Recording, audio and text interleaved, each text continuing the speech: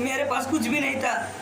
चलो मैं पूरी जिंदगी सवारी मुझको गले लगा कर बैठा दिया फलक पे। सो गाइस, ये भैया हमको बुलाए थे और भैया आप मिल गए हो। भैया आपका नाम क्या है? हेलो नमस्कार दोस्त, सलाम वालेकुम। मेरा नाम भोजपुरी एक्टर इजहार खान है। इस समय मैं स्टूडियो पे आया हूँ। शैलेश भाई के, हमारे भाई हैं जो मेरे दिल के करीब हैं, हमारे इंटरव्यू लेने के लिए आए थे। मुझे बहुत अच्छा लगा इनसे मिलके।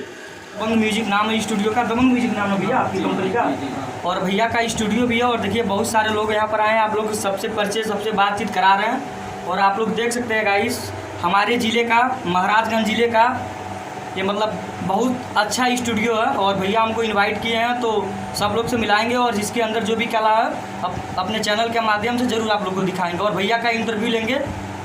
सो गाइस, मैं भैया के पास बैठ गया हूँ और भैया से बातचीत कर रहा हूँ।